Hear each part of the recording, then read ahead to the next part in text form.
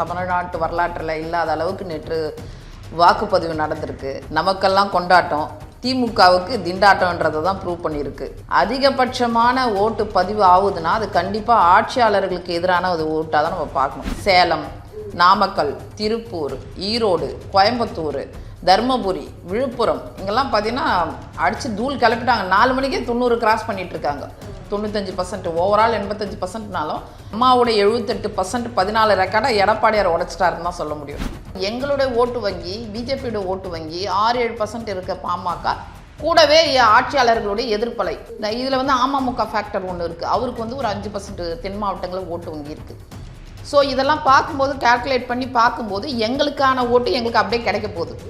இப்போ இஸ்லாமியர்களை வச்சு சிறுபான்மையரை வச்சு வேடிக்கை காட்டின திமுக தான் பயப்படணும். ராகுலை வச்சு தான் இவர் பூச்சாண்டி காட்டிட்டு இருந்தார். ராகுலும் ஸ்டாலினுமே ஒரு மேடைக்கு வரவே இல்லையே, கடைசி வரைக்கும் வரல. எல்லாரும் கெஞ்சி கூப்பிட்டுட்டதுனால அந்த காங்கிரஸ் வேட்பாளருக்காக அங்கேயும் நம்மள தான் புகழ்ந்து பேசுறாரு. நாளை நமது நேயர்களுக்கு வணக்கம். இன்னைக்கு நம்ம நிகழ்ச்சியில அதிமுக செய்தி தொடர்பாளர் சிவசங்கர் அவர்கள் தான் இணைஞ்சிருக்காங்க. அவங்க கூட தான் இன்னைக்கு நம்ம பேச போறோம். வணக்கம் மேம். வணக்கம் மேம். நேற்று பார்த்தீங்கன்னா தேர்தல் நடந்து முடிஞ்சிருக்கு. எந்த இதுலையுமே இல்லாமல் நேற்று நடந்த தேர்தல் வாக்கு சதவீதம் அதிகமாக இருக்கு. இது யாருக்கு மேம் சாதகமாக இருக்கும்னு நினைக்கிறீங்க? இதில் என்ன சந்தேகம்? கடந்த கால வரலாறை பார்க்கணும் இல்லையா? தேர்தல் திருவிழா, நமக்கெல்லாம் கொண்டாட்டம், திமுகவுக்கு திண்டாட்டம்ன்றதை தான் ப்ரூவ் பண்ணியிருக்கு. ஒரு சுனாமி அலை போல் வரலாற்றிலே இல்லாத அளவுக்கு தமிழ்நாட்டில் இதுவரைக்கும் தமிழ்நாட்டு வரலாற்றில் இல்லாத அளவுக்கு நேற்று வாக்குப்பதிவு நடந்திருக்கு. நம்ம ஏதோ போகிற போக்கில் சொல்ல, கடந்த 2006-2011 காலகட்டம் ரொம்ப மோசமான திமுகவுடைய அராஜக ஆட்சின்னு சொல்லலாம். தொடர் மின்வெட்டு, கவுன்சிலர் அராஜகம், கட்ட பஞ்சாயத்துகள்லாம் இருந்த நேரம். அப்போ மக்கள் அதிகபட்சம் 78.24 ஓட்டு பதிவு செஞ்சுருந்தாங்க. அது எதை காட்டுச்சு?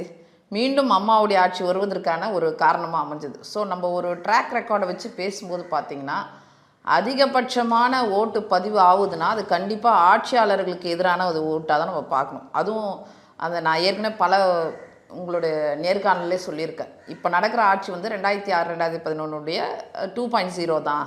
அதை விட ஒரு மோசமான ஆட்சி நடந்துகிட்ருக்கு அப்படின்றத நம்ம சொல்லிகிட்ருக்கோம். ஸோ நேற்று வரலாறு காணாத அளவுக்கு அலை அலையாக மக்கள் கூட்டம், குடும்பமாக இளம்பெண்கள் கூட்டம், மாணவர்கள் கூட்டம், இப்படி எல்லா தரப்பு மக்களுமே இந்த வெயிலில் சுட்டெரிக்கிற வெயிலில் ஆர்வத்தோடு அந்த வாக்குப்பதிவு எண்ணிக்கையை பார்த்திங்கன்னா நினச்சி பார்க்க முடியாத அளவுக்கு இருக்குது. அதாவது 11 மணிக்கு பதிவு செய்ய வேண்டிய 37% 8 மணிக்கே பதிவாகுது.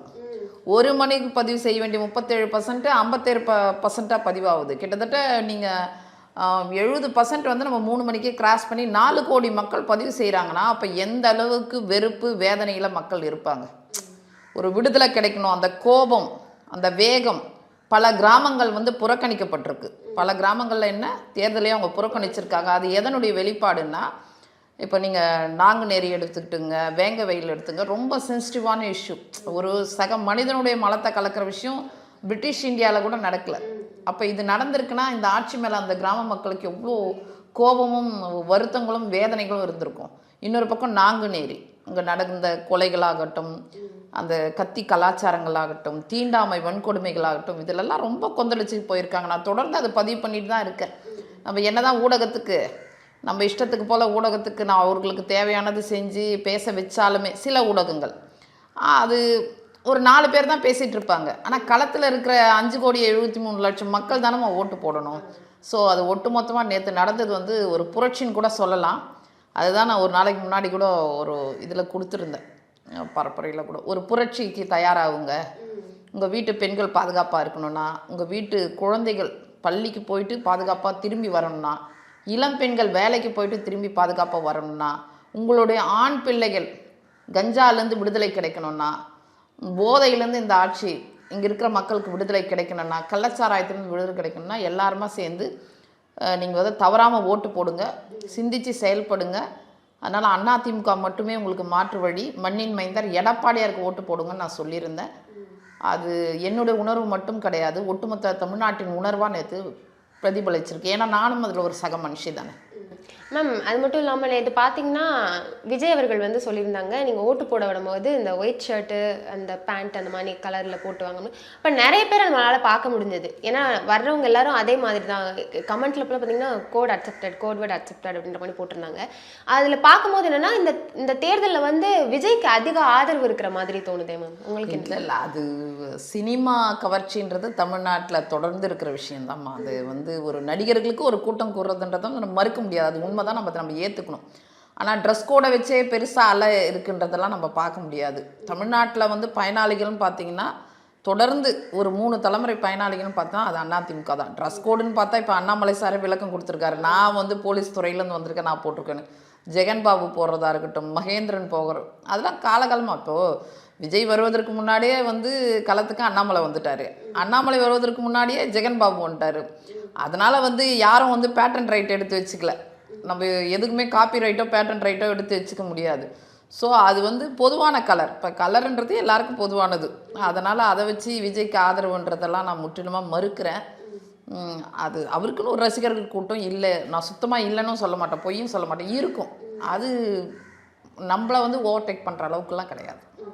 அது மாதிரி மேம் தேர்தலுக்கு முன்னாடி வந்து சில செய்தி நிறுவனங்களை தவிர்த்து சில பேர் வந்து திமுக வந்து வின் பண்ணுறதுக்கு வாய்ப்பு இருக்குது அப்படின்ற மாதிரிலாம் கருத்து கணிப்பில் சொல்லியிருந்தாங்க. இப்போ தேர்தலுக்கு அப்புறமும் அந்த இது வந்து திமுகவுக்கு சாதகமாக வரும்னு நீங்கள் நினைக்கிறீங்க? இல்லை கண்டிப்பாக நான் தான் சொல்கிறேன். மக்களுடைய கோபம் எப்பெல்லாம் அதிகபட்சம் பதிவு செய்யப்பட்டிருக்கோ அப்போல்லாம் ஆளுங்கட்சி வந்து கீழே இறக்கப்பட்டு மாற்றுக் கட்சியான அதிமுக தான் வந்து ஆட்சி கட்டில் அமர்ந்திருக்கு. அதுதான் ரெக்கார்டு. இப்போ அந்த அம்மாவுடைய 78% 14 ரெக்கார்டை எடப்பாடியார் உடைச்சிட்டாருன்னு தான் சொல்ல முடியும். சொல்லப்போனால் நம்மளுடைய வாக்கு வங்கி அதிகமான பெல்ட் சேலம், நாமக்கல், திருப்பூர், ஈரோடு, கோயம்புத்தூர், தர்மபுரி, விழுப்புரம் இங்கெல்லாம் பார்த்தீங்கன்னா அடித்து தூள் கிளப்பிட்டாங்க. 4 மணிக்கே 90 கிராஸ் பண்ணிகிட்ருக்காங்க. 95% ஓவரால் 85%னாலும் இன்னொரு விஷயம் 11 மணிக்கே பெண்கள் கொங்கு பெல்ட் நம்மளது தான். 11க்கு 11 நம்ம அடித்தோம். அந்த கொங்கு பெல்ட்லேயே பெண்கள் 11 மணிக்கு அலையாக போய் ஓட்டு போடுறாங்க. அப்போ அது யாருக்காக போடுவாங்க? இப்போ வெற்றியே கடந்த காலங்களில் வந்து 11 இடங்கள் வந்து பதிவு செய்யப்பட்டு வெற்றியை நிர்ணயிச்சிருக்கோம். எப்போ 10 வருடங்கள் ஆண்ட பிறகும் அந்த தொகுதியும் சேலம் இதெல்லாம் வந்து நம்ம வந்து வெற்றி உறுதி செய்யப்பட்ட இடங்கள்ல பெண்கள் அலையாக போடுறாங்கன்னா அந்த கோயம்புத்தூரில் நடந்த இன்சிடெண்ட்டாக இருக்கலாம், அது ஒரு பெரிய தாக்கத்தை ஏற்படுத்தியிருக்கும். இது போன்ற நம்ம விளாத்தி குளத்தில் நடந்த விஷயங்கள் இதெல்லாம் மக்களுக்கு அவ்வளோ கோபம். ஏன்னா ஒரு புகாரை கொண்டு போய் ஒரு ஒரு சாதாரண மனிதன் கடைசியை யாரை நம்புகிறான்? தனக்கு ஒரு பாதுகாப்பு வேணால் காவல் நிலையத்துக்கு தான் போகணும், அதற்கடுத்து நீதிமன்றங்களுக்கு போனான். போகிற தனக்கான ஒரு வாய்ப்பை தேடி போகும்போது தனக்கான ஒரு விமோச்சனம் தேடி போகிற இடங்களே வந்து இங்கே பாதிக்கப்பட்டவங்களே குற்றவாளியாக காட்டும்போது அவங்களோட கோபத்தை எங்கே காட்டுவாங்க? இதே அராஜகம், இதே ரவுடிசம், இதே போலீஸ் கட்ட பஞ்சாயத்து இருந்ததுனால தான் மக்கள் உங்களை 10 வருஷம் புறக்கணிச்சிட்டாங்க. ஸோ இப்போ மீண்டும் என்ன பண்ணுறாங்க? ஒரு விரல் புரட்சி தான். அதனால் இது நீங்கள் பார்த்தீங்கன்னா ஓவரால் நம்மளோட பெல்ட்லாம் அதிகபட்சம் 90 95 கிராஸ் பண்ணியிருக்கு. ஆர்கே நகர்லேயே 90 கிராஸ் பண்ணியிருக்கு. நம்மளோட எப்பொழுதும் போல இருக்க விருகம்பாக்கம், டி நகர் இதெல்லாம் நம்ம ஜெயிக்கக்கூடிய. நீங்கள் ஓவரால் தமிழ்நாடு ரொம்ப நம்மளுக்கு ஃபேவராக இருக்குது. இன்னொரு சிம்பிள் லாஜிக் சொல்கிறேன் பாருங்கள். கடந்த ஒரு இஸ்லாமியர்கள் வந்து கிட்ட ஒரு பொய்யான பரப்புரையை கொண்டு போய் இந்தியன் முஸ்லீம் லீகு, அப்புறம் மனிதநேய மக்கள் கட்சி, அப்புறம் நம்ம தமிமுன் அன்சாரி போன்ற அமைப்புகளை வச்சு இவங்க வந்து சிறுபான்மை மக்களை ஏமாற்றிட்டு இருந்தாங்க. ஆனால் இன்றைக்கி அவங்க விழிச்சுக்கிட்டாங்க. அவங்க காலகாலமாக எங்களுக்கு போடுறதில்லை 10 வருஷமாக. அப்போது கணிசமான ஓட்டு எங்ககிட்ட தான் இருக்குது. எந்த ஓட்டு? எங்களுடைய கட்சி ஓட்டும், பிஜேபி ஓட்டு, பாமகவுடைய ஓட்டு எண்ணிக்கை குறைவு, ஆனால் வாக்கு அதிகம். நம்பர்ஸ் குறைவு, கூட்டணி நம்பர்ஸ் குறைவு, ஆனால் வாக்கு பர்சன்ட் அதிகமாக இருக்குது. அது 2021 33% நாங்கள் எடுத்துட்டோம். அப்போ வந்து பிஜேபியுடைய ஓட்டு வங்கி 5-6% இருந்துச்சு. ஆனால் இப்போ பார்த்தீங்கன்னா 11% இருக்குது. அப்போ எங்களுடைய ஓட்டு வங்கி, பிஜேபியோட ஓட்டு வங்கி 6-7% இருக்க பாமக கூடவே ஆட்சியாளர்களுடைய எதிர்ப்பலை இதெல்லாம் பார்க்கும்போது நாங்கள் 42%. இதில் வந்து அமமுக ஃபேக்டர் ஒன்று இருக்குது. அவருக்கு வந்து ஒரு 5% தென் மாவட்டங்களில் ஓட்டு வங்கி இருக்குது.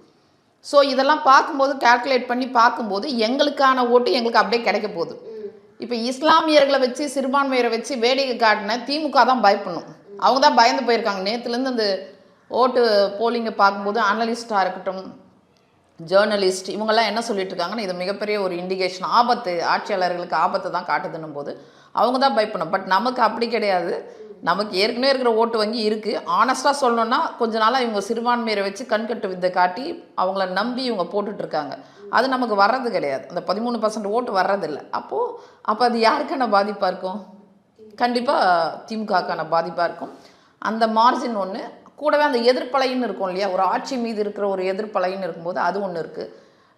நீங்கள் வந்து ஓட்டு பர்சன்டேஜ் எல்லோரும் சொல்கிறாங்க, இல்லை எஸ்ஐஆர்னால தான். அதை நான் ஏற்றுக்க மாட்டேன். ஏன்னா ஓட்டு பர்சன்டேஜும் 10% அதிகரிச்சிருக்கு. நம்பர்ஸும் பார்த்தீங்கன்னா 20 லட்சம். போன முறை வந்து 4,58,00,000, 21 பதிவான ஓட்டு வந்து 4,58,00,000. ஆனால் இன்றைக்கி வந்து 4,87,00,000. குறைஞ்சது ஒரு 20 லட்சம் இன்க்ரீஸ் ஆகிருக்குன்னா 10%க்கு மேலே கிராஸ் ஆகிருக்கு. போன முறை நம்ம ஆட்சி எழுந்ததே 3%ல் தானே எழுந்திருக்கோம். அப்போ 10-20 லட்சம் ஓட்டுன்றது சாதாரண விஷயம் கிடையாது. ஸோ அந்த மார்ஜினில் நம்ம வந்து அடித்து தூள் கிளப்புன்னு அராசக்கன்னு அதிமுக ஆட்சி அமைஞ்சிடுச்சுன்னே நம்ம நம்பலாம். அப்போது நான் ஏற்கனவே சொல்கிறது தான், என்ன தான் போய் பரப்புரை 300 கோடி கொடுத்து பேச வச்சாலும், யாரை வர வச்சாலும், ஒரு மந்திரிமார்கள் கூட நீங்கள் ஒரு ஆட்சியில் இருக்கீங்க, ஒரு மந்திரி போய் மக்களை சந்தித்த ஒரு ஃபோட்டோ காட்டுங்க. ஒரு 4 பேர் முதல்ல போனவுடனே மக்கள் அங்கே சுற்றி வளைச்சிட்டாங்க. அது மூர்த்தியாக இருக்கட்டும், ராஜகண்ணப்பனாக இருக்கட்டும், பிடிஆராக இருக்கட்டும், பொன்முடியாக இருக்கட்டும், தங்கத்தமிழ்ச்செல்வன், செந்தில் பாலாஜி எல்லாம் சுற்றி வளைக்கவே இவங்களுக்கு என்ன ஆயிடுச்சுன்னா, தூக்கி இன்றைக்கி ஏகப்பட்ட மீடியா இருக்குல்ல எடுத்து போட்டு வைரல் பண்ணிடுறாங்க. அதனால் என்ன பண்ணிட்டாங்க, யாருமே களத்துக்கு போகல. அவங்க நம்பி இருக்கிறது ஒன்று தான். என்ன விட்டமின்? Vitamin, M vitamin. அதை தான் நம்பி இருந்தாங்க. அதை கொடுத்து கடைசி கட்டத்தில் ஒரு 5,000 10,000 கொடுத்து மக்களுடைய ஓட்டை வேட்டையாடலான்னு நினச்சாங்க. கள்ள ஓட்டை நம்பியிருந்தாங்க, பட்டிகளை நம்பியிருந்தாங்க. ஸோ பட்டிகளுக்கும் தொடர்ந்து எம்ஆர் விஜயபாஸ்கர் 53 பட்டி இருக்குன்னு தேர்தல் கமிஷனில் புகார் கொடுத்தா அதையும் உடைச்சிட்டாரு. அதுக்கடுத்து எஸ்ஐஆரில் கள்ள ஓட்டும் போயிடுச்சு. முதலமைச்சர் தொகுதியில் 83,000 ஓட்டு அதுவும் போயிடுச்சு. ஸோ கடைசி ஆயுதம் பணம், அதுவும் மக்கள்கிட்ட எடுப்படலன்னு தான் நம்ம உண்மையை சொல்ல போனாலும் அதுதான் உண்மை. யதார்த்தத்தை நான் பேசுகிறேன். விஜய் வந்து லாஸ்ட்டாக நடத்துகிற கேம்பெயினில் வந்து எடப்பாடியார் அவர்களை வந்து தாக்கி பேசியிருந்தார். அவர் நடத்துகிற கேம்பெயினில் வந்து ஒன்று திமுக அட்டாக் பண்ணுவார்.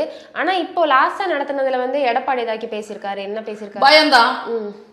எடப்பாடியார் வரப்போறான்றது அவங்களுக்கே ரிப்போர்ட் போயிடுச்சு. அடுத்த முதலமைச்சர் எடப்பாடியார் என்ற ரிப்போர்ட் அவங்களுக்கு போயிடுச்சு.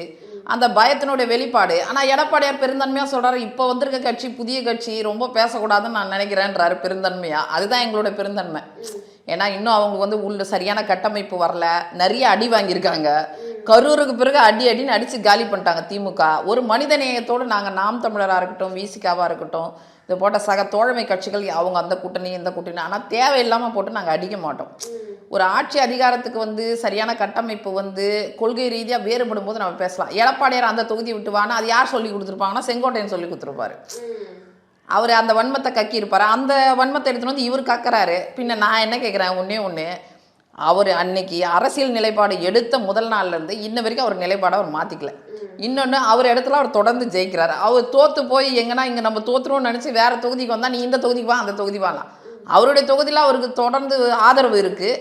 அவர் வந்து அங்கே போய் பாருங்கள், சென்னையில் கூட அப்படி இருக்காது. பாலங்களும் ரோடுகளும் அப்படியே ஃபஸ்ட் கிளாஸாக சிங்கப்பூர் மாதிரி வச்சுருக்காரு அவருடைய தொகுதி. அவர் தொகுதி மக்களுக்கு பார்த்து செய்கிறாரு. நீர் மேலாண்மையாக இருக்கட்டும், பாலங்களாக இருக்கட்டும், தடுப்பணைகளாக இருக்கட்டும், 100 ஏரி நிரப்பு திட்டமாக இருக்கட்டும், குடிமராமத்து பணிகள், அத்திக்கடவு அவிநாசி திட்டம், 1600 கோடி, அதெல்லாம் பெரிய பட்ஜெட்டு.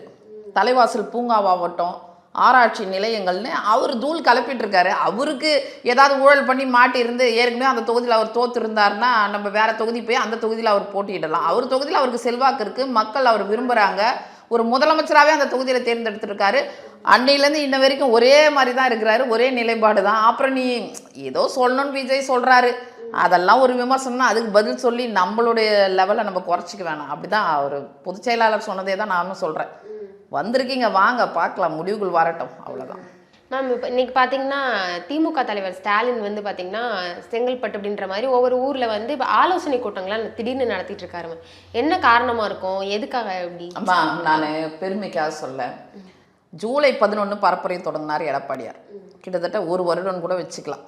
ஜூன் ஜூலைக்கு ஒரு வருடம் 10 மாதங்கள் வந்து அவர் வந்து அதாவது என்ன நினைக்கிறாருன்னா, தன்னெழுச்சியாக போய் நம்ம மக்களை சந்திக்கணும் அப்படின்றது அவருடைய எண்ணம். நம்ம மக்களை போய் சந்தித்து தான் நம்ம போராடணும் களத்தில்ன்றது. அவர் போகிற இடங்கள்லாம் அவருக்கு வரவேற்பு, எத்தனை வரவேற்பை பாருங்கள். கிட்டத்தட்ட அவருடைய பரப்புரையாகட்டும், கூட்டணியாகட்டும், வேட்புமனு வாங்குவதாகட்டும், அது கொடுப்பதாகட்டும், கூட்டணி அறிவிக்கிறதுலேருந்து எல்லாமே முதல்ல அவர் சொல்லிட்டார். குழுக்கள் அமைச்சதுலேருந்து எல்லாமே, பூத் கமிட்டிலேருந்து எல்லாமே ஒரு வருடம் முன்னாடி தொடங்கிட்டோம். ஸோ அவரை பொறுத்த வரைக்கும் என்னென்னா எல்லாமே மக்களை சந்தித்து மக்களுடைய ஆதரவை அவர் பெற்றுட்ருக்காரு. நீங்கள் இந்த பரப்புரை நேஷனல் மீடியாவிலேருந்து தமிழ்நாட்டு மீடியா வரைக்கும் இவரை பாராட்டிகிட்டு இருக்காங்க. அடித்து வெகுஜன மக்களின் மொழியில் அவர் பேசி மக்கள் மனதில் இடம் பிடிச்சிட்டாருன்னு பெருமையாக பேசிகிட்டு இருக்காங்க. அவங்க இப்போ முதலமைச்சராக தலையில் தூக்கி சுமந்த மீடியாக்கள் கூட அவரை பற்றி எழுத ஆரம்பிச்சிட்டாங்க. அதிகாரிகள் உட்பட அவரை பற்றி பேச ஆரம்பிச்சிட்டாங்க. ஆனால் கடந்த இவங்க ஒன்றுமே செய்யலம்மா. ஆட்சி அதிகாரத்தில் இருந்தபோது 5 வருஷம் ஒன்றும் செய்யலை. இன்னொரு விஷயம் என்ன தெரியுமா, அந்த பரப்புரையும் சரி அதை கட்டமைச்சதும் சரி சரியான ஒரு ஆர்கனைசேஷன் கிடையாது. அங்கே வந்து ஒரு அமைப்பு அந்த ஒரு சரியாக அமைக்கல, அவங்க கோஆர்டினேஷன் இல்லை அவங்களுக்குள்ள. சொல்லப்போனால் ராகுலை வச்சு தான் இவர் பூச்சாண்டி காட்டிகிட்டு இருந்தார். ராகுலும் ஸ்டாலினுமே ஒரு மேடைக்கு வரவே இல்லையே, கடைசி வரைக்கும் வரல. எல்லாரும் கெஞ்சி கூப்பிட்டுட்டதுனால அந்த காங்கிரஸ் வேட்பாளருக்காக வந்து அங்கேயும் வந்து நம்மளை தான் புகழ்ந்து பேசுகிறாரு. இந்த தமிழ்நாட்டின் அதாவது தமிழ்நாட்டின் வளர்ச்சிக்கு மிகப்பெரிய பங்களிப்பு அளித்தது அதிமுகன்றார். அவ்வளோ வெறுப்பு அவருக்கு. ஏன்னா இந்த ஆட்சி மேலே அவ்வளோ எதிர்ப்பலை இருக்குன்னு அவருக்கு விருப்பமே இல்லை, வேறு வழி இல்லாமல் வந்து போனார். அது மட்டும் இல்லாமல் போன இடத்துல உங்களுக்கு வந்து திமுக தலைவர் உதயநிதி ஸ்டாலின் கனிமொழியை தவிர யார் களத்தில் போய் பரப்புரை பண்ணாங்க? எந்த நட்சத்திர பேச்சாளர் பண்ணாங்க? இன்னொன்று அமைச்சர்களை யாருமே அந்த தொகுதிக்கே போகலை.